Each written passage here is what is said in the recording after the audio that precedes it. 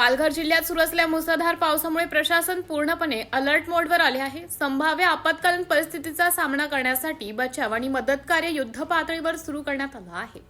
अंधेरीहून आलेले एनडीआरएफचे पथक तलासरी येथे दाखल झाले असून स्थानिक प्रशासनासोबतच बचाव कार्यात सहभागी झाले आहेत।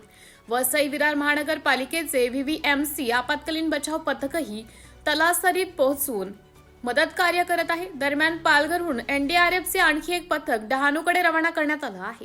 तसेच पालघरचे एनपी पथक भारड चोरटी परिसरात सक्रियपणे बचाव आणि मदती कार्य करत आहे। जिल्हा प्रशासन परिस्थितीवर सतत लक्ष ठेवून असून आवश्यक त्या सर्व यंत्रणा सज्ज ठेवण्यात आल्या आहेत। नागरिकांना आव्हान, अफवांवर विश्वास ठेवू नका, केवळ जिल्हा प्रशासनाच्या अधिकृत सूचनांचेच पालन करा।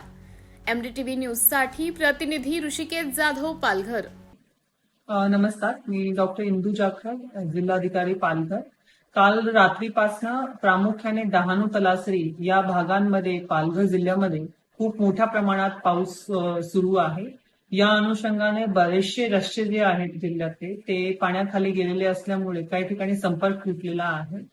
या पार्श्वभूमीवर आपण रात्रीच एनडीआरएफची इथे उपलब्ध एक तुकडीच्या अनुषंगाने बचाव कार्य सुरू केला होता।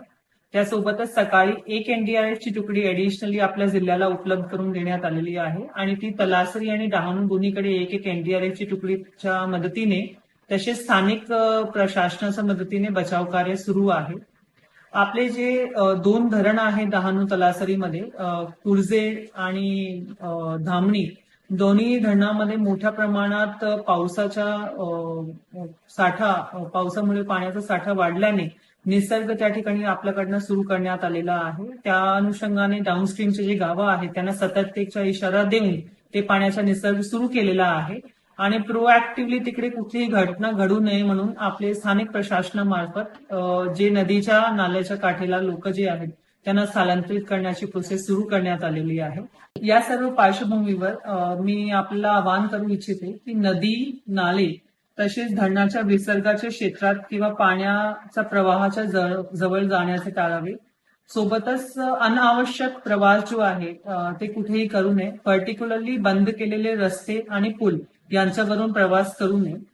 जे काही इन्स्ट्रक्शन्स आपल्याला स्थानिक प्रशासनामार्फत दिले जातील त्यांचे काटेकोरपणे पालन करावे आणि कुठलीही अनुचित परिस्थिती उद्भवल्यास तुमच्या स्थानिक प्रशासनाला कॉन्टॅक्ट करावे। यासाठी आमचे तलाठी, पोलीस पाटील, ग्रामसेवक आणि पोलिसांचे कर्मचारी सर्व ठिकाणी तैनात आहेत। कुठलीही अडचण असल्यास त्यांना संपर्क करून आम्हाला योग्य ती माहिती पोहोचावी जेणेकरून बचाव कार्यास मदत होऊ शकते। धन्यवाद।